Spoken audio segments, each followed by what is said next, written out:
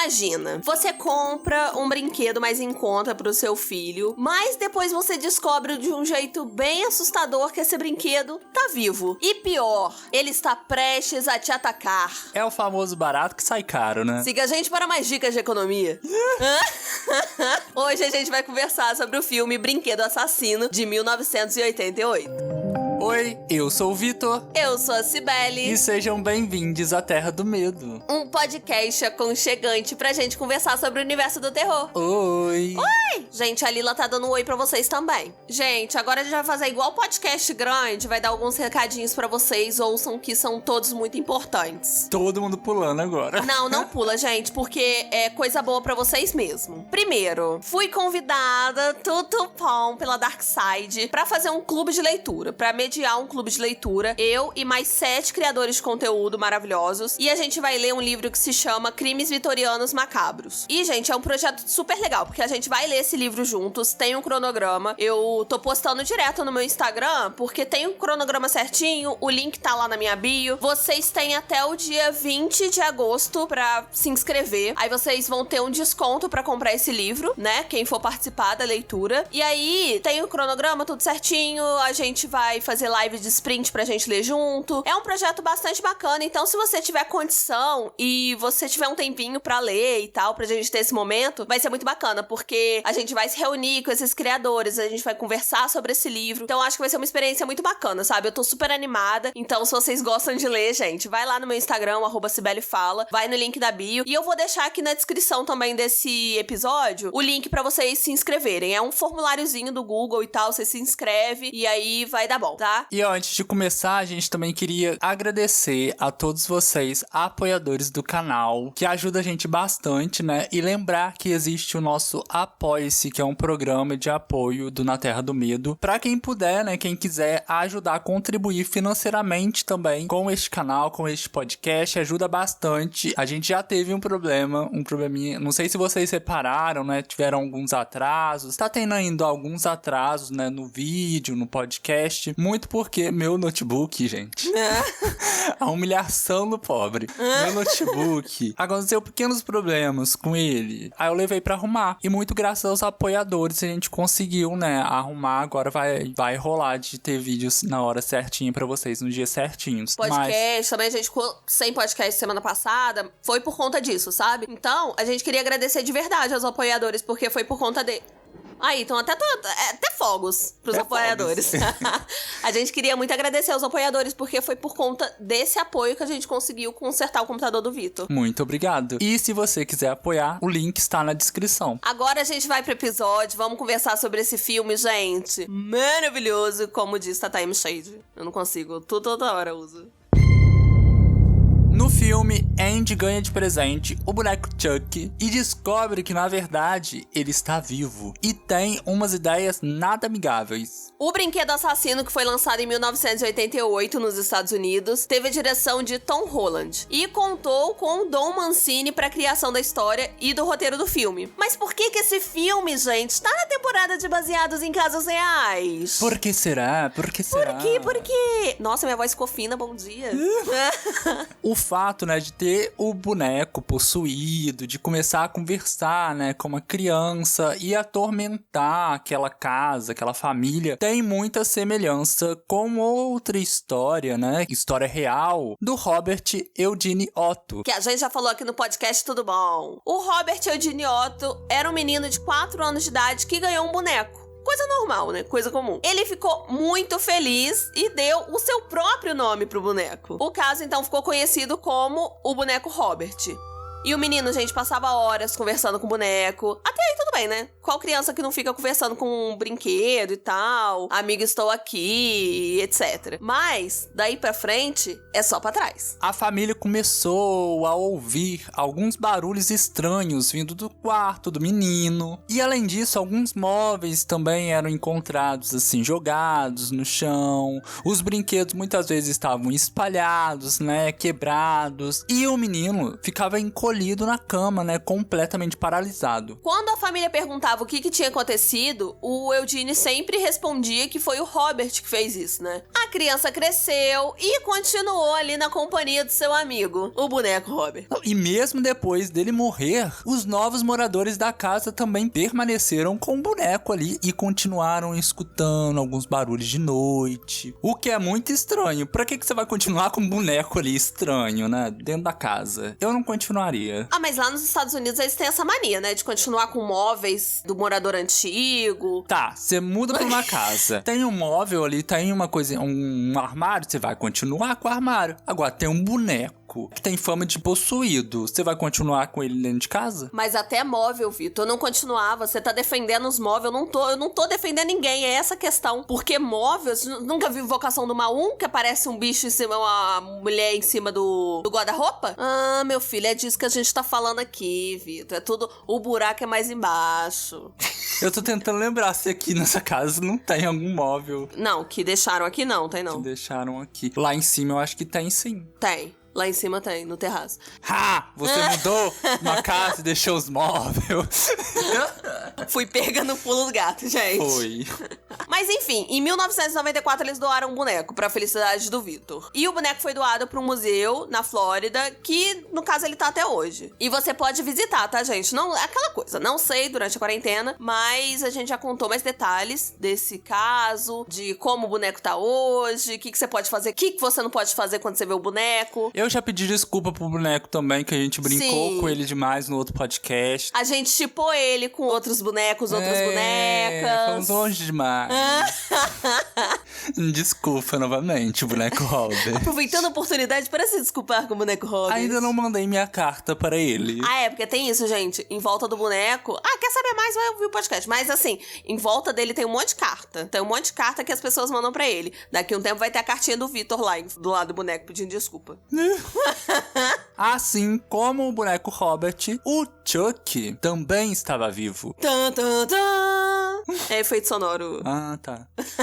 E logo na cena inicial, a gente já conhece quem que foi que transferiu a sua alma para o boneco. Quem teve essa ideia? Que no caso foi o serial killer Charles Lee Ray. Eu sempre tive muita dificuldade para falar esse nome. Charles Lee Ray. Esse aí, ainda bem que eu já falei certo a primeira vez. Ele entra em uma loja de brinquedos quando estava sendo perseguido pelo detetive Mike Norris. E quando ele entra na loja, a gente já vê várias caixas de um boneco chamado Good Guy. Era um boneco que tava fazendo sucesso ali, né, no filme. Toda criança queria ter ele. Ai, mas sinceramente, se eu vivesse num mundo desse boneco e tal, se eu não soubesse que existia o Chuck, assim, você tá entendendo onde que eu quero chegar? Se eu estivesse morando no filme, se eu fosse o Andy, por exemplo, eu ia querer muito ter esse boneco, porque o boneco é muito inteligente. Hoje em dia eu não queria ter, entendeu? Eu não teria nem igual Filmes Encontrados que tem um Chuck na casa dele.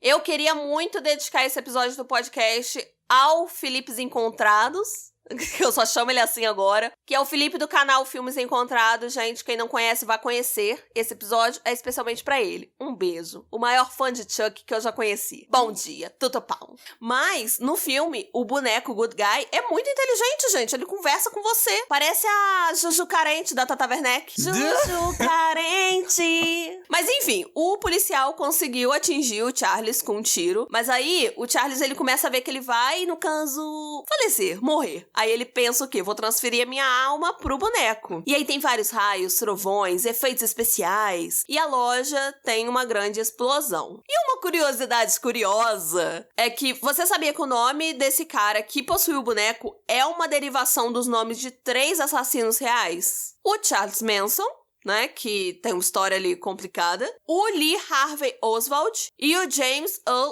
Ray. E como é que o Chuck foi parar nas mãos do Andy? A mãe dele, a Carrie, deu uma roupa pra criança, gente. Não se faz isso, tá, com criança. Não, a gente, né, eu hoje em dia adoro ganhar roupa. Hoje em dia, mas eu não sou criança mais. Mas quando criança, né, e principalmente porque tinha uma caixa enorme, né, e quando ele abre, é uma roupa, né, o Andy ficou super decepcionado. Não, e era uma caixa enorme do tamanho do Good Guy.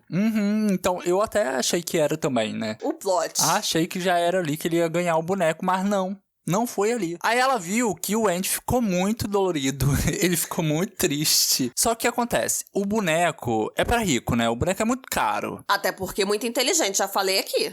E ela não tinha condição de comprar o boneco. É que o pobre só se ferra, né? É verdade. Ô, gente, se vocês ouvirem a vozinha da minha avó no fundo, é que ela tá feliz recebendo parabéns. Parabéns. Porque hoje é aniversário da minha vozinha. Inclusive, parabéns, Parabéns, vozinha! Mas aí, como eu tava falando, o pobre só se fode mesmo e ela foi comprar o mais barato, né? E é aquele ditado, quando o barato sai caro, né? Essa é uma situação dela. Ela comprou de um morador de rua e não deu outra. Ela foi sorteada pra ter o boneco possuído pelo ritmo ragatanga. O filme tem cenas muito marcantes e uma delas... falhou a voz. E uma delas já acontece logo na primeira noite com o boneco. A primeira a ser atacada é a amiga da Karen, que fica responsável por cuidar do Andy, porque a Karen tem que trabalhar e tal. E ela cometeu o erro de não deixar o boneco Chuck ir assistir a TV. Então ela é atacada por um golpe de martelo e ela caiu da janela do apartamento. Ela tava na cozinha, foi atingida, caiu. Só que aí, os investigadores, eles viram umas pegadas, né, de sapato infantil. Essas pegadas estavam em cima da bancada, dava pra ver porque tava marcado na farinha ali. Suspeito. Mas quando eles foram perguntar pro Andy, o Andy insistiu que o Chuck estava vivo e que foi ele que matou a Maggie. Só que ninguém acreditou nessa versão do Andy, né? Que bom, né, gente? Porque se acontece na vida real, a gente também não vai acreditar, não. Bom dia. E vai todo mundo morrer por causa de boneco, porque ninguém acreditou. E com isso, o Chuck leva o Andy pra dar um passeio perigoso. E no final das contas, novamente, ninguém acredita no Andy. E ele é levado pra uma espécie de cela na ala psiquiátrica. E, gente, uma tristeza, tá? Que prender aquela criança fofa. Eu acho também ele uma criança muito fofa, gente. E dá dó. Ele sabe que o Chuck tá vivo, só que ninguém acredita nele. Ai, dá muita vontade de cuidar. Outra cena marcante no filme também é a cena quando a mãe do Andy descobre que o Chuck está sem pilha. E ela começa a ameaçar o boneco, gente, pedindo pra ele falar, senão ela vai jogar ele no fogo. Aí o Chuck fica o quê? Nervoso e morde o braço dela e foge. Todo mundo só acredita que o Chuck tá vivo depois de ter sido atacado por ele. Mas assim, a gente assistindo o filme, a gente fica assim, nossa, como é que não acredita? Não sei o que, gente, na vida real ninguém acredita não, tá? Ninguém acredita. Mas quando a Karen vai atrás do policial pra falar do Chuck, né, ele não acreditou. Mesmo quando ele descobriu que era o mesmo boneco que tava na loja, que o Charles foi morto por ele. Ele viu todos os raios, trovões e achou que tava de boa, né? Super normal, né? E o policial só vai acreditar que o Chuck tá vivo quando ele é atacado, no caso. Isso que dá raiva. Ai, o policial lerdo. Não, essa cena me deu gastura. Nossa, no carro, o Chuck enfincando a faquinha nele, ele não sai daquele carro. Não aperta um freio, gente. Não é? Quase pegando ali no biruliro dele. E o que acontece? O Charles, ele só soube passar a sua alma pro boneco, né? Porque ele aprendeu com um cara que mexia com voodoo, magias. Mas isso é uma coisa que eu acho que envelheceu um pouquinho mal no filme, né? Beira até um pouquinho com preconceito, né? Com as religiões ali de matrizes africanas. Essas cenas, essa coisa do voodoo mesmo. E depois da cena que ele vai na casa desse cara, ele fica sabendo que ele tem que passar a alma dele, o Charles, né, pra primeira pessoa que ele revelou que estava vivo, como o Chuck, o boneco, né? Ou seja, a pequena criancinha fofa, o Andy, que tava na cela sozinho. Gente, eu não me aguento que prender a criança. E lá na clínica, o Chuck, ele não consegue pegar o Andy, porque o Andy é sangue no zói, tá? Ô, criancinha esperta, que se fosse eu, já tava pra lá de Bagdá. Nossa, quem fala pra lá de Bagdá? Pra lá de Bagdá. Não, esperta mais ou menos, né? Que ele vai andando pra trás, ele só vai tombando, dá uma agonia também, gente. Ah, Vitor, mas eu o boneco já teria me matado há muito tempo. Mas, exatamente. Lá ele faz, inclusive, mais uma vítima. Então, o Andy corre pra casa, ele tranca tudo, sabendo que o Chuck vai atrás dele. Porém, ele esqueceu da chaminé. E é por lá que o Chuck consegue entrar. Quando o policial e a mãe entram no apartamento, o Chuck já tá tentando ali, já tá fazendo um ritual pra transferir a sua alma pro corpo do menino. E uma cena que é muito marcante também do filme é quando eles conseguem prender o Chuck ali na chaminé e o Andy vai colocar fogo no Chuck. E o Chuck tá lá tentando convencer ele, falando assim, mas nós somos amigos, mas como assim você vai me trair? Aí o Andy fala assim, este é o fim, amigo. Ai, criança fofa do cacete, nossa. Malvadão. malvadão. Chama o teu vulgo malvadão. Chama seu Andy malvadão. Vai, malvadão. Só que eles ainda não entenderam que é difícil, muito difícil, matar o Chuck. Mesmo, gente, com ele todo queimado, ele consegue ainda sobreviver. Até quando tem a sua cabeça arrancada, seus braços também arrancados do corpo, ele insiste. Aí tem um outro policial que chega não acreditando que o boneco tá vivo. E outra pessoa que só passa a acreditar quando ele é atacado, entendeu? E não sossegou. E não teve jeito. O Chuck só sossegou quando ele levou um tiro no coração. Que foi, inclusive, a dica que já tinham dado, né? Que tinham que ter dado esse tiro há muito tempo. Mas aí tava cortando cabeça, tava cortando braço. Gente, não adianta. Tem que ser tiro no coração. Que nem zumbi tem que ser tiro na cabeça. Tem que ser coisa na cabeça. O povo tem que começar a seguir as dicas certinho. Mas o Andy continua desconfiado. Eu também continuaria desconfiado. Olharia assim a última vez pra ver realmente morreu. Primeiro que eu não voltava pra aquela casa. Mas por que pra casa? Porque o Chuck sabe o endereço. Mas aí se eles acreditaram que o Chuck morreu, não tem por que não voltar pra casa. Mas o Andy não acreditou, gente. Ele não acreditou. Mas ele é uma criança, ninguém tava acreditando na criança e vai ter poder de fazer a família mudar de casa. Não, tá bem então. Vamos seguir então, não vou falar mais nada não, mas eu mudaria. A franquia do Chuck cresceu, o Chuck ficou noivo, teve filho, ou seja, gente, toda ali, né? Uma árvore genealógica. Eles tentaram mudar o visual do boneco, o que acabou não dando muito certo, e tinha tempo que o visual do Chuck não agradava os fãs, quanto na série que vai lançar em outubro. Já tem trailer e parece que vem uma alta produção aí, tá?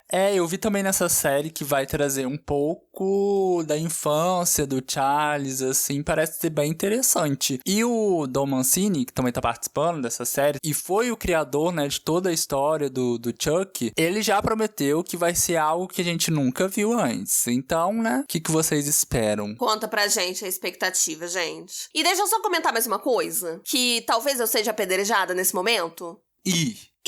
Gente, eu gostei desse remake que teve agora por último, do Chuck, que, na verdade, é porque tem toda essa questão da possessão, do voodoo, de transferir alma no primeiro filme, e nesse teve uma questão mais tecnológica. E teve muita gente que não gostou, né, porque, na verdade, a história desse remake que teve, mais recente, era que um funcionário da fábrica mexeu ali, né, na configuração do boneco pra ele se tornar malvadão. E teve muita gente que não gostou disso, mas eu achei muito legal, assim, adaptar pros nossos dias atuais. Porque, gente, você pensa, imagina a Alexa, entendeu? A pessoa da fábrica acaba alterando a Alexa pra ela te matar durante a noite, gente. Genial! É bem Black Mirror, né? Bem Black Mirror. Só que também o visual do boneco não deu certo, não, mas aí a gente não tá questionando o visual aqui, tá? Porque se for pra falar visual, gente, a gente pode questionar até o primeiro. Mas eu não entendo. As tecnologias melhoraram e eles conseguiram fazer o boneco com aparência horrível. Mas é porque é a tentativa, né? A gente vai tentando melhorar e vai errando tentando melhorar, mas isso acontece com bastante frequência. Muita gente tenta fazer um negócio mais tecnológico, mais não sei o quê, e acaba, né, não dando muito certo. Mas enfim, eu gostei desse último remake, eu achei muito bacana. E do primeiro filme, gente, uma coisa que eu gosto muito,